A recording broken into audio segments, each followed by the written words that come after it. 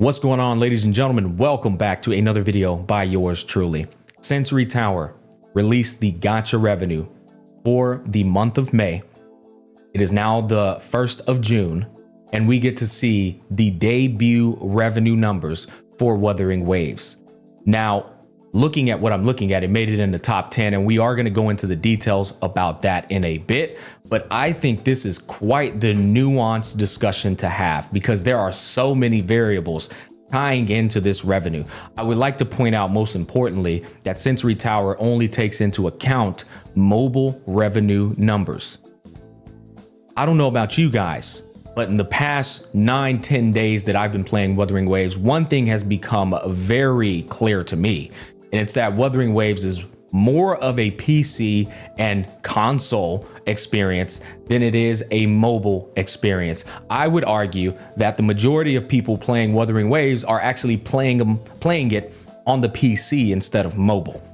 I think typically when you play some of these gacha games, it's the opposite. 70% of the pie chart is mobile, whereas 25% of it is PC. And if the game is even playable on console, it's probably about 5%. And that's because they're generally made with the mobile player in mind first and everybody else second. I actually think Wuthering Waves was made for the PC player more than it was made for the mobile player, but they still understand the value of how much money a mobile device functionality can make them. So they still tried to design the game to appease the mobile audience. That is my personal opinion, but I want to go into the details of it because I put out a poll on YouTube asking my YouTube audience, what device do you play on? Do you play on PC? Do you play on an iPad, an iPhone, or a tablet? Or would you play on a console device if it was available? And then I have a pie chart explaining what I just said to you. Let's go ahead and get into this stuff. I'm pretty excited to talk about all of it, as well as the bugs and all the problems that have been circulating it. I think it's done a phenomenal job, but let's go ahead and talk about this. So as I was telling you, gacha game demographic. This was a graph I made myself. I made this myself based off of my experience that I've had in the gacha space. I think this is your typical pie chart for a gacha game. Again, provided that they even have a console device. Most of them don't. But if they do, I feel like this is what I would predict the demographic and the percentage of each player on each device would look like for the typical general consensus of a gacha game. Maybe it's even more mobile players. If you guys don't know this, mobile players are massive in China. China's population is absurd. China's population is absolutely absurd. So they do take, like, a China player takes up a massive portion of this pie chart, right? I am taking into consideration both global and China. Global, China, this is still what it's going to look like. And that's because China is really big on mobile gaming. Now, the rest of the world, we play on PC, we play on console, but we also play on mobile gaming as well. I don't think this is the case for Wuthering Waves, though. Due to its combat mechanisms being incredibly intricate and in-depth, due to its maneuverability with the exploration of the map, some of the mini games, they're a little wonky on the mobile device. That said, I put out a poll, right? 7 minutes ago, 538 votes. Let's go ahead and refresh it because that was quite some time ago. Okay, so now we're at 1.4K votes. 58% of those 1.4K play on PC, 30% play on an iPad, iPhone, and tablet, and then 12% play on console. Now, I've done a lot of polls. Pause. Hold up. No diddy. All right. I've done a lot of these voting polls. This is not going to move much. It can be 20,000 more votes, and these numbers are pretty much set in stone. It's just the way the voting polls work. For whatever reason, once they kind of identify their ground in terms of the percentage, they barely move at all. But we could say, and check back. If you're watching this video, go check back on this poll. You'll see I'm not lying. In maybe 24 hours, it'll be 10,000 to 20,000 more votes, and these numbers are gonna barely move at all. So if we were to take this and apply it to what I just said, that would mean that 30% of its revenue is only coming from mobile, right? The majority of its revenue is coming from PC, and if there was a console, it would be coming from the console too. In fact, I think it would take from the PC revenue because more people would probably just jump onto the console. Actually, no, they wouldn't, because a gacha game, they're not gonna just abandon their account unless it's cross-platform friendly. You get what I'm trying to say though. Now that you see all of that, we can go ahead and get into these sales. So let's go ahead and pull this up real quick. So we have global, and I also pulled up, I love looking at China versus global because it's also very telling as well. One thing I've learned about China is that they make way more money on a mobile game than the entire globe does. Case in point, we got Honkai Star Rail in China, 52 million, right? And then Honkai Star Rail global, 35 million. China always makes way more money on the mobile device revenue than global does. So one of the things I saw was Wuthering Waves global made 11 million, and then Wuthering Waves China made 13.8. That is the closest I've ever seen global come to China in mobile revenue. And that's because I don't think a lot of people are playing the game on mobile. I really don't. When we come over here to the combined region revenue, we have a total of 25 million, and it's almost a 50-50 split. Not really, it's about a couple mil off, 3 mil off, but it's pretty damn close with that being considered. And I think the fact that Wuthering Waves made $25 million just off the mobile version, if I was able to make a prediction, I think it probably made 40 million on PC. I do. And that's typically not the case. Typically, mobile is carrying these gacha games. But for Wuthering Waves, based off of everything I just said, I actually think it made 40 million on PC. I would love to see the numbers of how much it made in total in that 8 or 9 day time span with PC included in there, because I think it's to the contrary of the usual gacha demographic, which, by the way, that is fucking incredible. That is incredible because due to the hype that's been happening to this game, every other gacha game in the space around it has kind of like taken a back seat while this game has launched, even though it's had a number of bugs. Right now, they've got some drama going on between Japan and China. Hey, I come in peace. Japan and China, let's simmer down here, all right? I'm sure we'll be able to work something out. Holy. But the other thing I want to talk to you guys about is the debut character with its launch. The anchor character was Jian, our general, which, by the way, fantastic character, beautiful design. I love him in the story. Actually, probably my favorite story character. Yeah, actually he is. That was my favorite story character. Guy's incredible. But let's face it, gacha players don't give a fuck about a male character, especially as the anchor of a gacha game. Furthermore, his kit is boring as shit. With all due respect, I don't mean to shit on him. I love the guy, and I'm a male type of person. Like in these games, I love playing with the male characters. That's what I'm trying to say.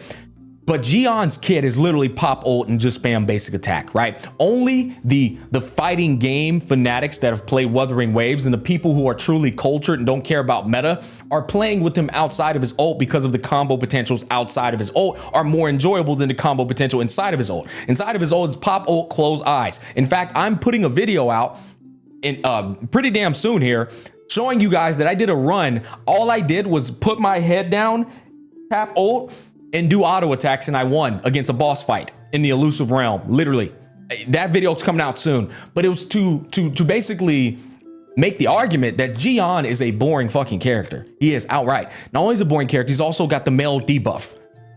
25 million, going back to it, in revenue with that context provided is crazy, because I assure you, Yinlin is not going to be the same type of revenue. I guarantee you a lot of people are going to pull on Yinlin. The other thing I want to talk to you about is the launch incentive rewards were immaculate. 2 free 5-star selectors, like over 100 pulls. I mean, you got a lot of Astrite going up too as well. It's like they gave you so much that nobody really felt compelled to spend money on the launch. But I guarantee you they're gonna feel very compelled to spend money on Yinlin's banner. And then when they see Chang Li and Jinzi coming up right behind him, that pressure of the gacha dynamic, especially being a Honkai Star Rail player, it hasn't hit the community yet, but it will. And when it hits the community, you'll see those numbers go up even more. Now, one more variable that I would like to address is the buggy release. There were a lot of bugs in this game. There are a lot of bugs in this game.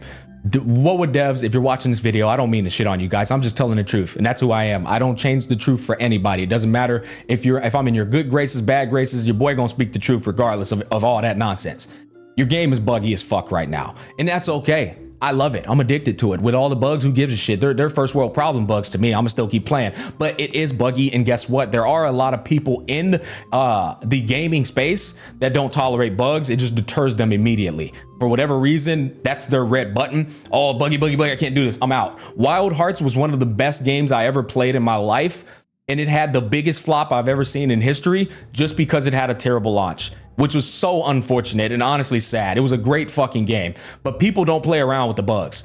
So you guys got to get these bugs taken care of, because if you don't, it's going to be a serious problem in terms of losing your player base. So the buggy release is a big turnoff, a big deterrence for a lot of players.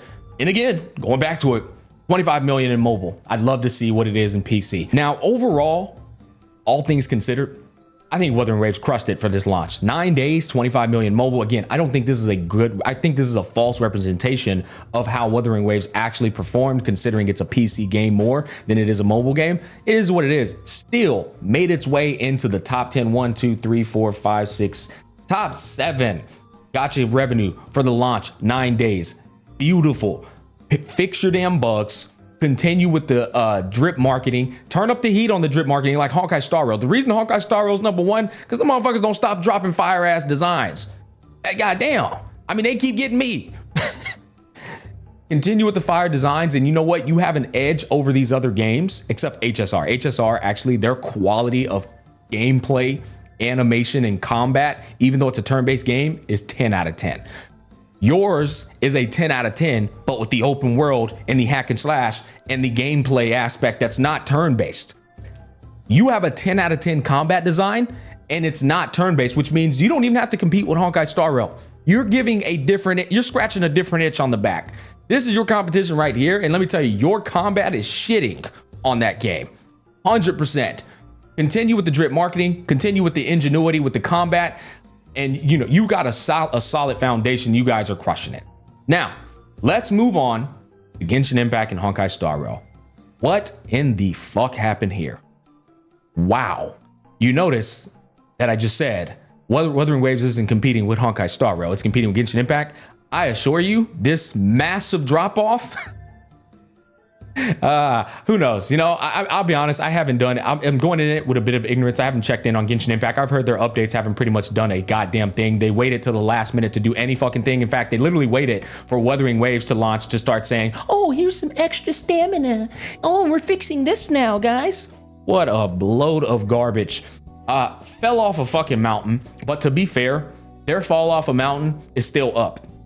These games are so successful that when they go down, they're still up. I mean, that is wild, right? This is brain rot though, because like when we come over here and we look at China, where's China at? Genshin Impact in China, here it is. 82 million in China the month before that, down to 30 million, and global 23 million. Actually, China came close to global, so both sides have brain rot for Genshin Impact. Unfortunate. Now Honkai Star Rail coming back over here. Barely fell off, and honestly, this isn't even a fall off. That was just an astronomically high number. Honkai Star Rail, 87 million, is still green, bro. Like, I don't know what to tell you. I don't know if y'all been looking at these Century Tower revenue updates for the past year. 87 million is in fucking sane. That's not including PC or console, which they do have it on console too. You throw those numbers in there, PC and console, same with Genshin Impact. These numbers are astronomical. It's diabolical, the amount of money that they're making. At least Honkai Star Rail is putting it back in the game and you can see it. And at least Genshin Impact is funding Honkai Star Rail and Endless Song Zero. These games are crushing it. I have nothing negative to say about it. I don't. Listen, I'll always shit on Genshin Impact because it deserves to be shit on, because the developers don't do anything to the game. They haven't tried to improve the game at all. Anybody who refutes that argument is a fucking idiot who's coping hard as shit. I will always tell the truth. This game still, it's incredible. I'll be honest with you. And if you're a newer player, you play it, you're gonna have a wonderful time because there's so much to do. As a new player, it's a great breath of fresh air experience. If you've never played a gacha game in your life and you play Genshin Impact for the first time, you're gonna think it's the greatest game on planet Earth. And then you're gonna run into that wall and be like, oh, hell no. Now, to be fair, a lot of gacha games offer that dynamic, but Genshin is like, it delivers the new player experience, I think, better than better than any game I've played. Like new player experience wise, I hate that I'm promoting Genshin Impact in that regard, but it's a great fucking game, new player experience wise. Anyways, Honkai Star Rail, I'm actually really amazed that it maintained its revenue because what was it? It was Robin and Boot Hill. Yeah, this month is Robin, maybe Aventurine peeked into this month. I don't feel like looking it up.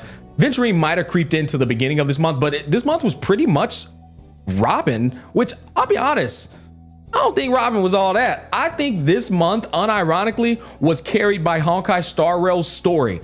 The story has been god tier for a gacha game. For like, if I include stories outside of a gacha genre, it's just been a good deliverance. Their fucking 3-second cutscenes are dog shit. I will always get on them for that. You make $87 million in mobile revenue alone, and you can't deliver longer than a 3-second cutscene. Take your head out of your ass and put more into the fucking cutscenes, Honkai Star Rail. Now, 87 million though is carried by the story. I'll be honest with you. The amount of story and dialogue that they put into this game and the actual substance to it, the thought-provoking conversations that I've had with my community, I think this number has absolutely bare minimum to do with the characters that were available. And it has everything to do with just the story, the updates, and Honkai Star Rail continuing to deliver a great fucking product. So that's awesome, man. But those are all my thoughts. I don't want to talk about all the other games. This video was more so about Wuthering Waves launch, and of course the game that I cover, Honkai Star Rail, which I haven't been covering lately, and then Genshin Impact as always finds its way into the topic of conversation. Overall, let me know your thoughts down below. Thanks for watching. I'll catch you guys on the flip side.